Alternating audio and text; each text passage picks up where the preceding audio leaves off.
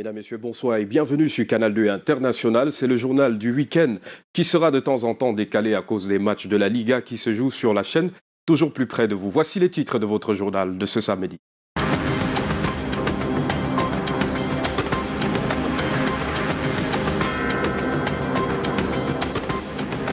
Fin de parcours pour une présumée trafiquante d'enfants à Limbé dans le sud-ouest Cameroun. Dame Batoké a été appréhendée avec une vingtaine d'enfants âgés entre 9 et 13 ans. En Bouddha, dans le département des Bamboutos, le groupement Bamesingé vit l'horreur. Une jeune a été tuée par son concubin, un marabout, à cause d'une bouteille de bière bastonnée à mort. La concubine a donc été tuée, âgée de 23 ans et enceinte de 7 mois. Et l'enquête de la semaine dans notre journal nous plonge dans l'industrie du vin, un produit importé en grande quantité. Pourtant, il existe du Made in Cameroun, fabriqué localement dans le respect des règles de l'art.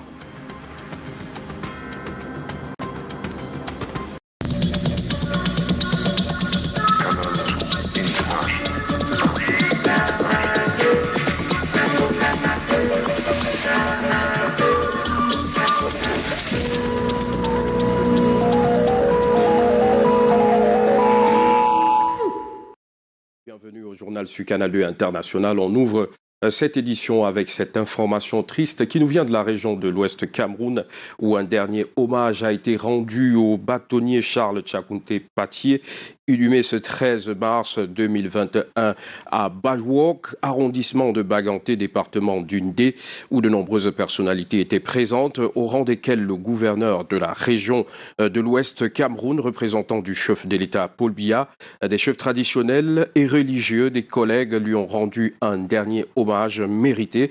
Maître Charles Tchakounté Patié s'en va à l'âge de 57 ans. Nous y reviendrons. Et je vous l'annonçais en titre, fin de parcours pour une présumée criminelle à Limbé, région du sud-ouest Cameroun.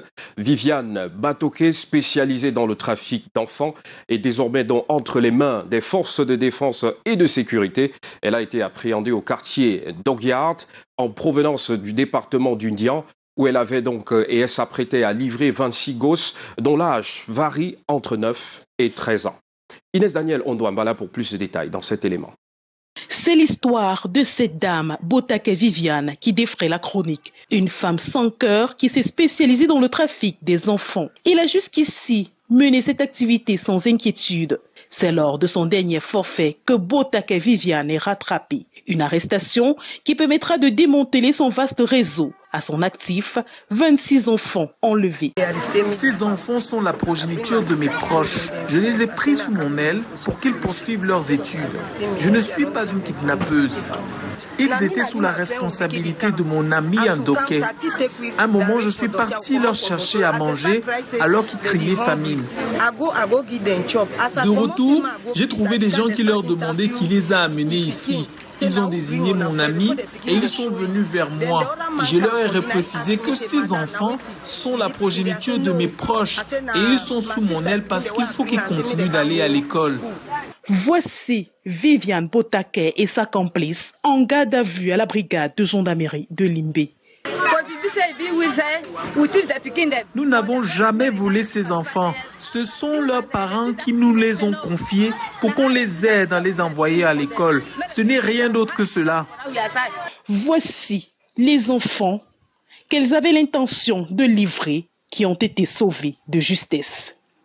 Moi, je suis parti du village Pondo. Je viens de Pondo. On avait toujours faim et souvent on allait attraper les poissons pour manger. Pour l'instant, elle médite son sort dans les mailles de la gendarmerie. Et je vous l'annonçais également en titre, et on se rend à Bamesingé dans le département des Bamboutos vivre un drame.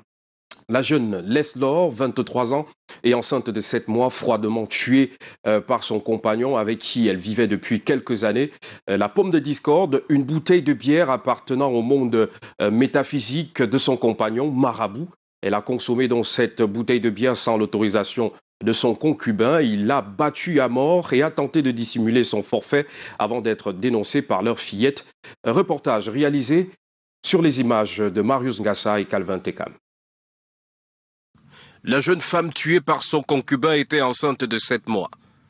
La scène odieuse s'est produite le 9 mars à Bamentour par Bamesingé, un des groupements de l'arrondissement de Mbouda, dans le département des Bamboutos, région de l'Ouest Cameroun. Le jeune assassin, Kwantiko Gilbert, âgé de 24 ans, marabout et pratiquant d'autopsie traditionnelle. Il aurait tué sa dulcinée et essayé d'effacer les traces. Ce n'est que le lendemain qu'il annonce la triste nouvelle à la famille. Sur le champ, il tente de camoufler l'origine de la mort de sa jeune dame, la nommée Ngweni Leslor, âgée de 23 ans, mère de 2 fillettes et enceinte de 7 mois. Il fait savoir qu'à son retour, il a trouvé sa femme déjà morte. Mais à la grande surprise de tous, l'une des fillettes qui a vécu la scène confie aux membres de la famille que sa maman est décédée à la suite d'une bagarre avec cet homme. Une altercation engendrée par une dispute autour d'une bière. Rendu sur le lieu du drame, le papa de la défunte fait venir le personnel médical et les éléments de la gendarmerie de Babadjou. Il a dit que quand il est rentré à 22h, il a trouvé la femme morte.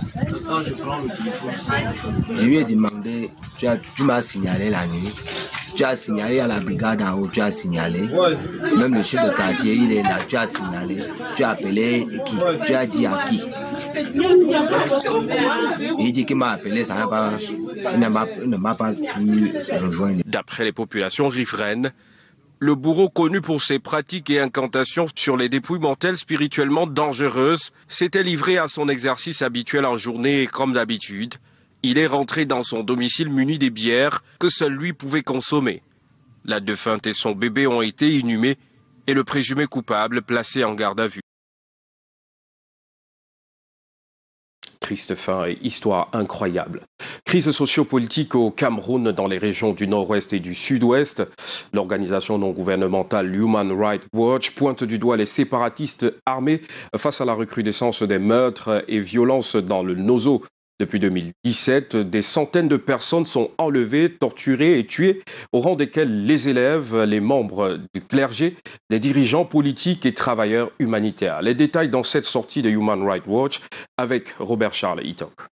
Les séparatistes pointés du doigt par Human Rights Watch. L'ONG accuse ces derniers de multiplier des abus flagrants avec la récente vague d'enlèvements et de meurtres. Le 13 février, les combattants séparatistes tuent 3 chefs de tribu dans le village d'Essoatak, situé dans la région du sud-ouest. Le 9 janvier 2021, des présumés séparatistes tuent un proviseur d'un lycée à Eyumejok. Au-delà de ces assassinats, l'entrave à l'acheminement de l'aide humanitaire, tuant et torturant ceux qui sont soupçonnés de collaborer avec les autorités et les forces de sécurité sont à leur actif. En somme, depuis 2017, des centaines de personnes, dont les élèves, des membres du clergé, des dirigeants politiques, des travailleurs humanitaires, ont été enlevés. Outre ces actes, les séparatistes ont imposé un boycott des établissements scolaires dans les régions du sud-ouest et du nord-ouest en crise pour protester contre ce qu'ils dénoncent comme la simulation du système éducatif anglophone dans le système central francophone. Et en santé, un atelier sur la collecte des données sur le paludisme organisé à l'intention des prestataires de santé dans les régions du Septentrion.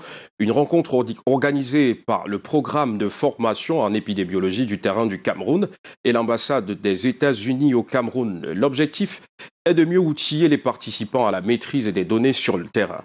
Le reportage est signé Aïssatou Bouba et Mireille Flore des Fofotso.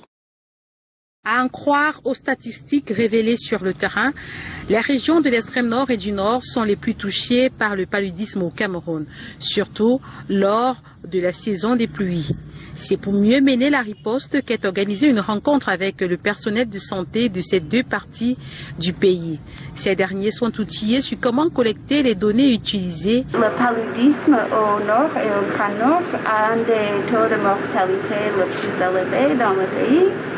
Alors c'est ici que nous avons décidé d'investir la plupart de notre accompagnement pour le paludisme.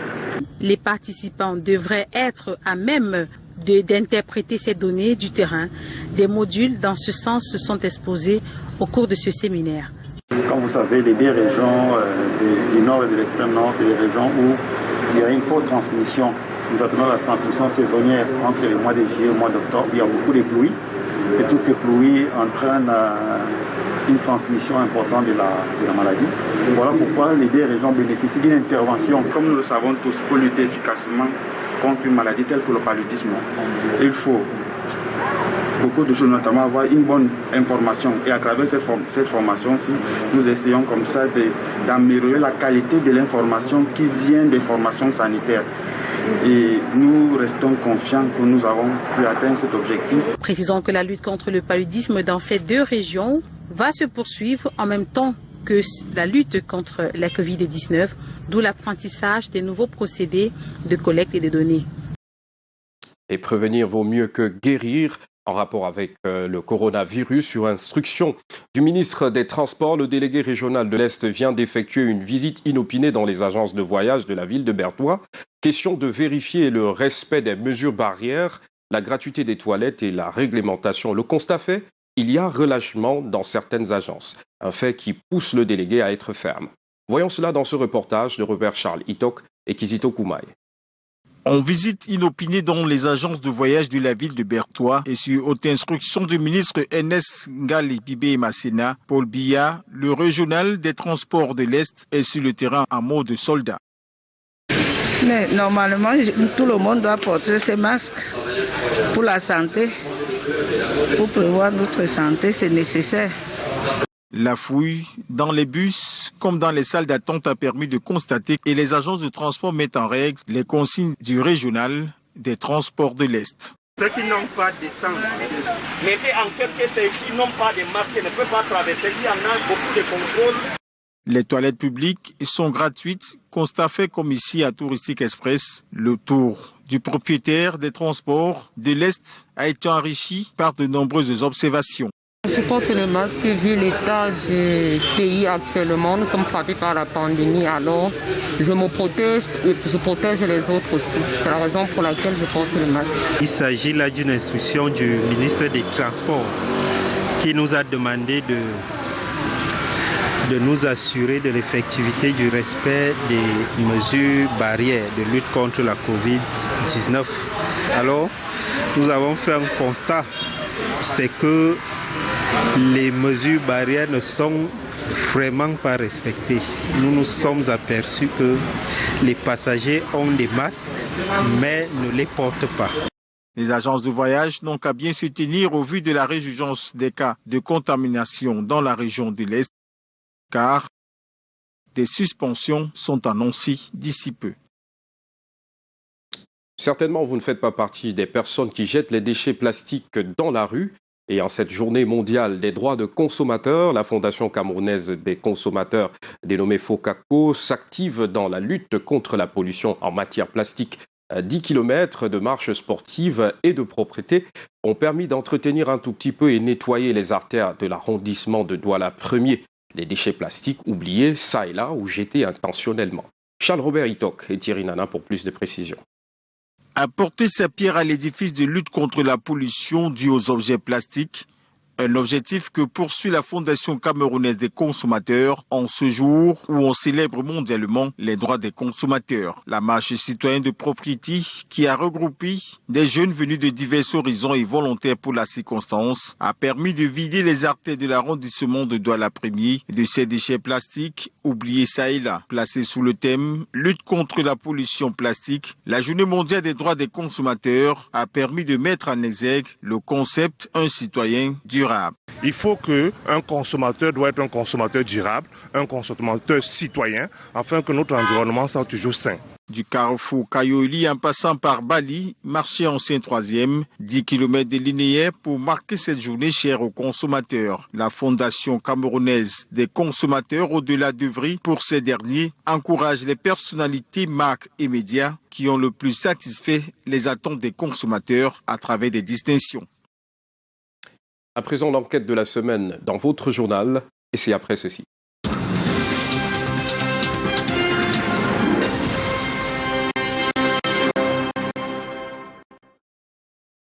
C'est le week-end et généralement, c'est une période ponctuée d'événements sur les tables, que ce soit pour des événements de gaieté ou de tristesse, du vin coule à flot Et nous tentons ce soir d'entrer un tout petit peu dans cette industrie du vin, surtout fabrication made in Cameroun. Immersion donc dans les vins faits au Cameroun en respectant les règles de l'art avec Yvon Katinken. Pas de dîner sans vin chez le Duc Nya. Après une journée de travail, ce commercial retrouve ses forces derrière cette bouteille qu'il admire. Après une journée stressante de travail, j'aime bien le soir, à mon retour, devant mon plat de nourriture, de déguster avec ce vin, le Duc Fernando. J'aime bien ce vin du Fernando. Dans la multitude des saveurs, sa préférence, une marque étrangère, comme ces nombreux autres qui remplissent les rayons des étals de nos grandes surfaces. Depuis belle lurette, c'est que ce vin que je consomme le vin Duc Fernando. Le vin camerounais, moi je ne connais pas, c'est parce que ça existe déjà. Pourtant, il y a du vin produit au Cameroun. Le long de la route qui nous conduit vers l'un des magasins du Made in Cameroun, nous interrogeons les amateurs de vin sur leurs préférences. Je ne sais pas dans quelle région produit du vin au Cameroun. Personnellement, je ne sais pas. Habitude que je me rends compte que bon, les amis prennent ceci et j'achète. J'observe, je prends le temps d'observer. Je vois un peu le comportement des clients et bien d'autres. Je me rassure effectivement du choix que font les autres avant de me prononcer. Les vins d'origine camerounaise ne sont vraiment pas connus.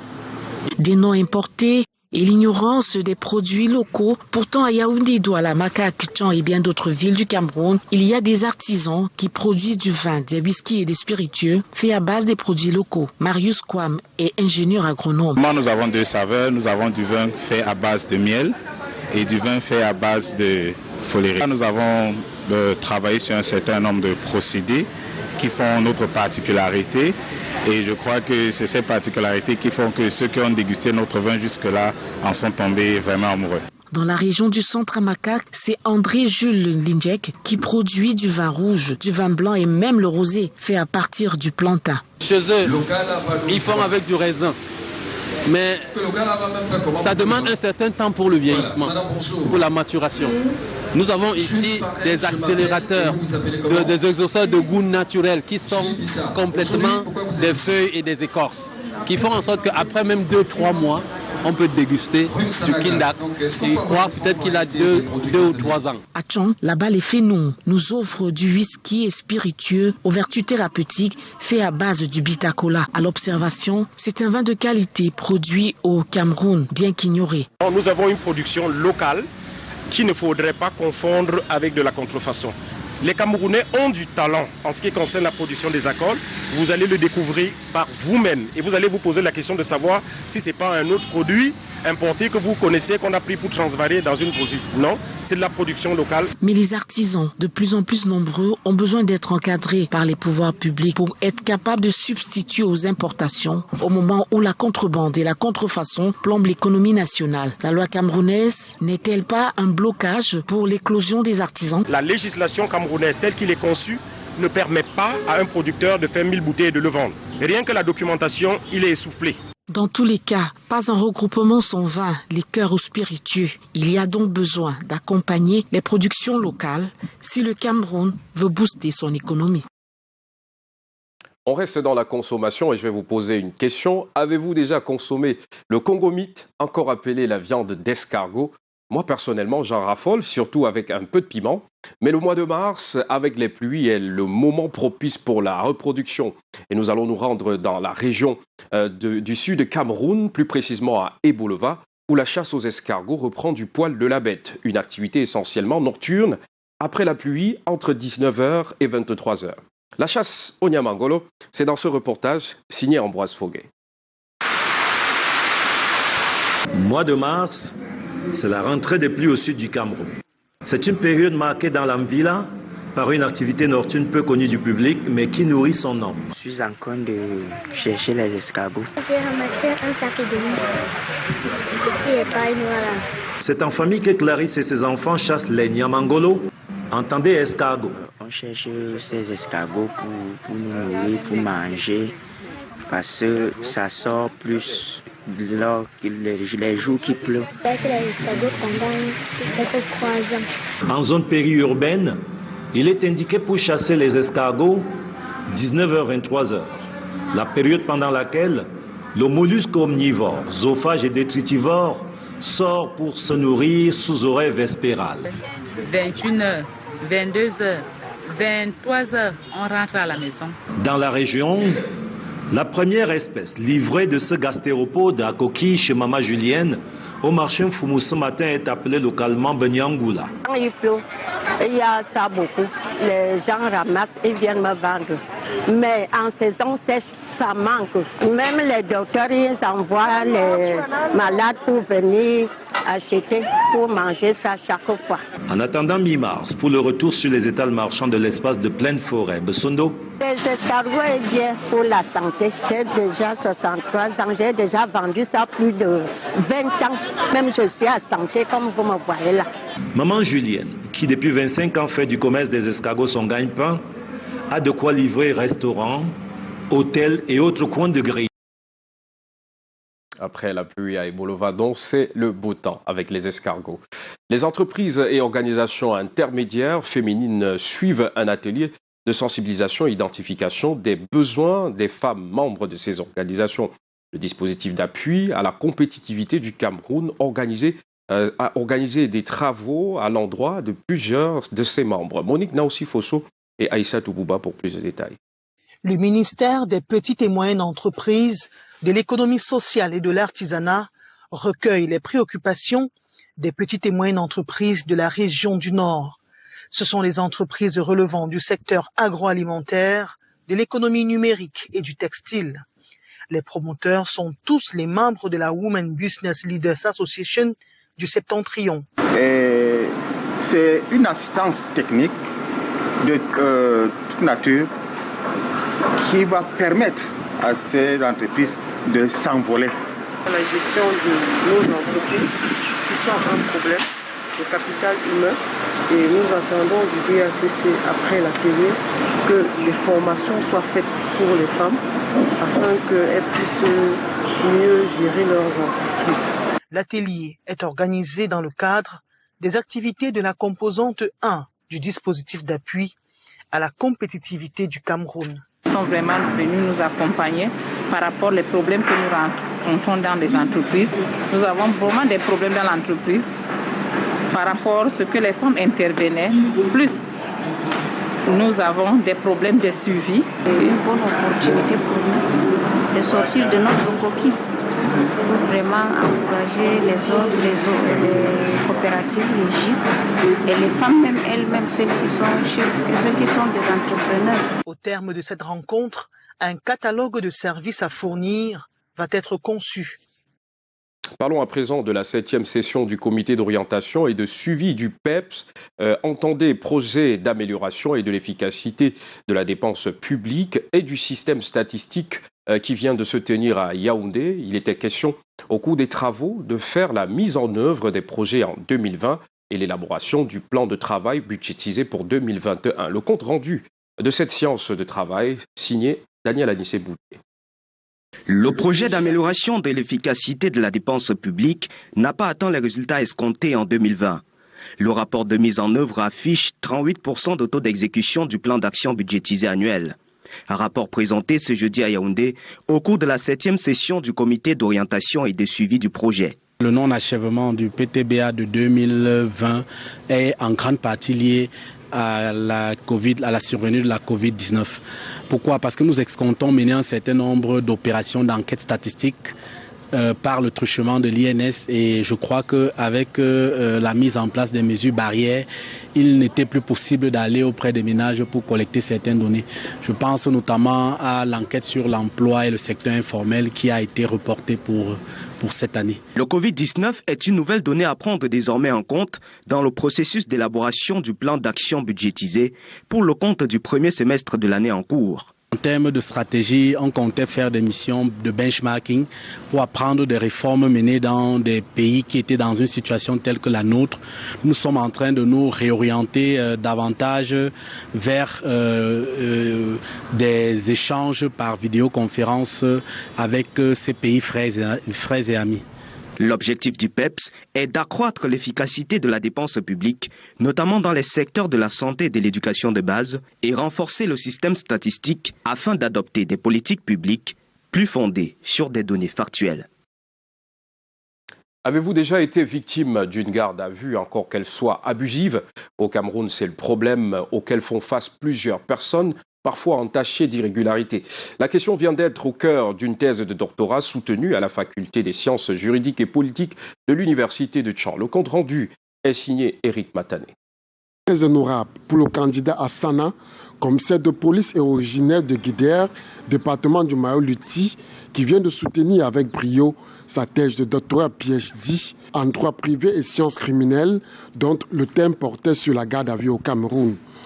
Franchement, je suis tout d'accord, n'est-ce pas, obtenir ce doctorat, surtout avec cette formation très importante de la dimension prestigieuse. Au cours du temps requis au candidat pour présenter son travail, le commissaire de police en service dans l'arrondissement de Malantoune s'est montré pertinent dans ses recherches, dont les résultats pourront aider à mieux s'approprier de la garde à vue au Cameroun. Titulaire d'un master en droit de carrière judiciaire à la faculté des sciences juridiques et politiques de l'université de Tchang, le désormais docteur Hassana entend mettre en contribution son expertise.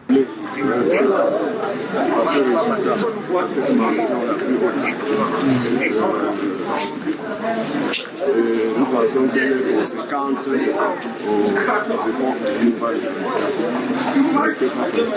Des échanges entre le jury et le candidat étaient fructueux et ont permis de faire la nuance entre la garde à vue administrative et la garde à vue et la durée de garde à vue au Cameroun. Prennent des mesures destinées à retenir des personnes qui sont soupçonnées d'avoir posé des actes offensifs. Nous aimerions bien qu'il soit évité, n'est-ce pas, la confusion, vous savez ce qu'on veut observer, en disant garde à vue administrative prise par une autorité administrative. C'était une soutenance bien menée qui a suscité une admiration pour le candidat. À l'étranger, avant de refermer ce journal, une note en Côte d'Ivoire, la dépouille du Premier ministre de Côte d'Ivoire, Ahmed Bakayoko, décédé mercredi dernier à l'âge de 56 ans dans un hôpital en Allemagne des suites d'un cancer, est arrivé cet après-midi à Abidjan, accueilli par le président ivoirien Alassane Dramane Ouattara, sa femme Dominique, la veuve Bakayoko. Jeudi, le gouvernement avait décrété 8 jours de deuil national. Nous y reviendrons dans nos prochaines éditions. Mesdames et messieurs, c'est ici que prend fin ce journal. Au nom de l'ensemble de la rédaction qui l'a produit pour vous, je vous dis merci. Rendez-vous demain pour une autre édition du 20h sur Canal 2 International.